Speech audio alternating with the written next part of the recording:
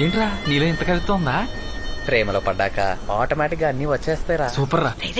సుమారా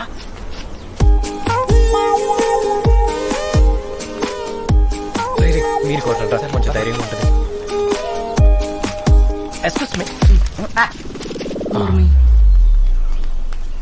వీడేవట్రా? One of the competitor.